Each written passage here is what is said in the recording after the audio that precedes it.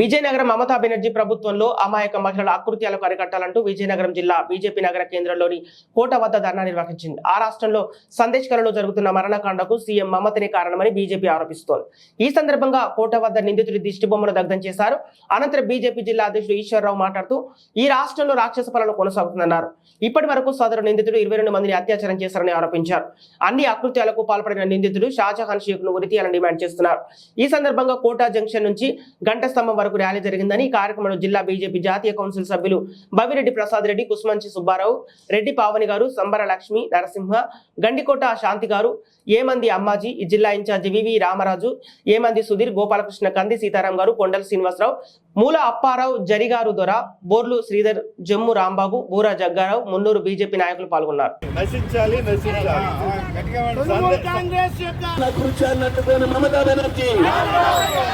మహిళలపై జరుగుతున్న కృత్యాలను అడ్డుకొని మమతా బెనర్జీ, మహిళలపై జరుగుతున్న కృత్యాలను అడ్డుకొని మమతా బెనర్జీ,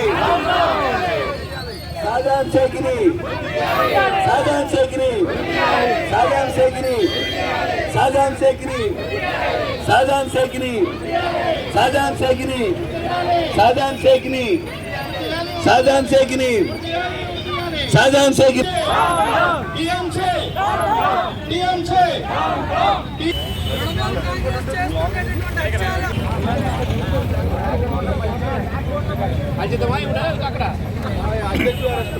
ప్రెసిడెంట్ గారు సలహా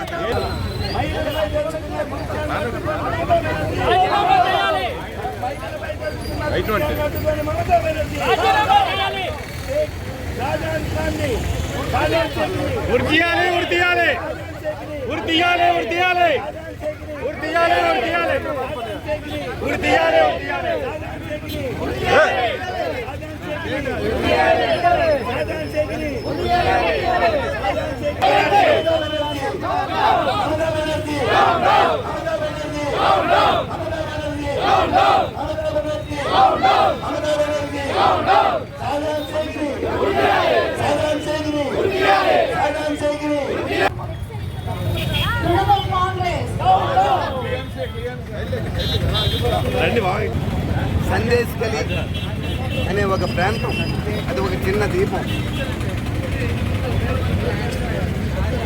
అక్కడ ఉన్నటువంటి టీఎంసీ ప్రభుత్వం విచ్చలవిడితనం, వాళ్ళు చేస్తున్న ఆగడాలు, అకృత్యాలు దారుణమైన స్థితికి వెళ్ళిపోయి ఆ చిన్న ద్వీపంలో షాజహాన్ షేక్ అనే ఒక జడ్పీటీసీ అకృత్యాలకి అంతు లేదు. అతడు అక్కడ ఉన్నటువంటి టీఎంసీ నాయకుడిగా చలామణి అవుతూ దౌర్జన్యాలు, భూదందాలే కాకుండా స్త్రీలపై అత్యాచారాలు చేస్తూ చాలా దారుణమైన ఆటవిక పద్ధతిలో వాళ్ళకి నచ్చిన మహిళల్ని తీసుకొని పోవడం, చాలా అరాచకాలు జరపడం చాలా కాలంగా సాగుతుంది. అక్కడ ఉన్నటువంటి టీఎంసీ ప్రభుత్వం, మమతా బెనర్జీ గారు ఒక మహిళా ముఖ్యమంత్రి అయ్యుండి కూడా వారి నాయకులు వాళ్ళు చేస్తున్న అకృత్యాలపై ఎటువంటి చర్య ఈరోజు వరకు తీసుకొని పోగా వాళ్ళకి ప్రోత్సాహం ఇస్తున్న విధంగా ప్రవర్తించడం వల్ల రోజు రోజుకి వాళ్ళ ఆగడాలు పెరిగిపోయి ఈరోజు అక్కడున్న మహిళలంతా కూడా రోడ్డెక్కి తిరుగుబాటు చేసే వరకు కూడా అక్కడ ఆ కృత్యాలు ఎవరికి బయటికి రాకుండా, బయట ప్రపంచానికి తెలియకుండా కాపాడుతూ వస్తున్నారు మమతా బెనర్జీ గారు, వాళ్ళ నాయకులు. ఒక చిన్న ద్వీపం, అక్కడికి వెళ్ళాలంటే పడవలో వెళ్ళాలి. అది బంగ్లాదేశ్కి అతి సమీపంలో ఉన్నటువంటి గ్రామం. అక్కడ వాళ్ళు చేస్తున్నటువంటి అకృత్యాలు ఈరోజు వెలుగులోకి వచ్చాయి. అదే నాయకుడి మీద ఈడీ దర్యాప్తుకు వెళితే వాళ్ళ ఇంటికి వాళ్ళ దుండగులంతా కలిసి ఈ షాజహాన్ షేఖ్ని అరెస్ట్ అవుతాడు, అరెస్ట్ అవ్వకుండా కాపాడాలనే ఉద్దేశంతో ఆ ఈడీ వారి మీద కూడా దాడులు జరిపి అక్కడి నుంచి అతడు తప్పించుకొని వెళ్ళిపోయాడు. అటువంటి దుండగుల్ని, రాక్షసుల్ని ఇంకా మనం నరేంద్ర మోడీ గారి పరిపాలనలో కూడా మనం చూడాలనుకోవట్లేదు. ఇది చాలా అకృత్యం. మమతా బెనర్జీ చేస్తున్నటువంటి ఇటువంటి అకృత్యాలు, ఒక మహిళా ముఖ్యమంత్రి అయ్యి ఉండి మహిళలకు జరుగుతున్న అన్యాయం, అత్యాచారాలపై ఆమె ఏ విధంగా ఈరోజు వరకు చర్య తీసుకోకుండా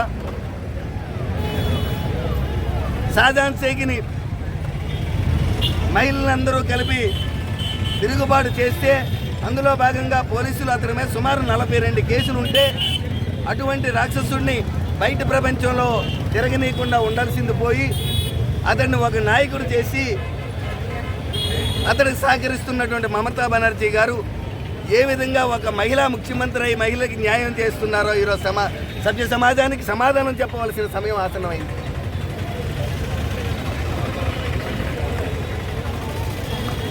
నారీ శక్తి అని భారత ప్రధానమంత్రి నరేంద్ర మోడీ గారు ఈరోజు మహిళల్ని ఒక శక్తివంతంగా, ఎక్కడ మహిళలు ఉంటారో, ఎక్కడ మహిళలను పూజిస్తే అక్కడే దేవతలు ఉంటారని నమ్మి నారీ శక్తిని బలోపేతం చేద్దాం,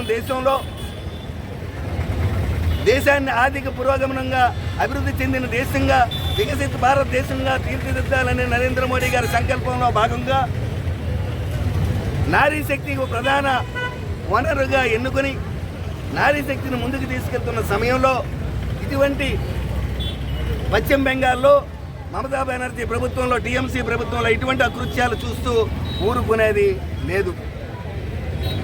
ఈరోజు మన విజయనగరం భారతీయ జనతా పార్టీ నాయకులు, కార్యకర్తలు అంతా కూడా ఇక్కడ రోడ్డెక్కి నినాదం చేస్తున్నది.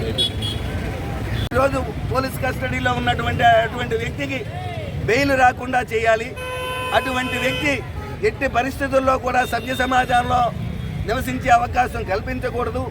అటువంటి వ్యక్తిని, షాజహాన్ షేక్ లాంటి వ్యక్తిని ఉరితీస్తే కానీ మిగతా ఇటువంటి దౌర్జన్యాలు, దొండగాలు చేసే వ్యక్తులకు బుద్ధి రాదు అని చెప్పి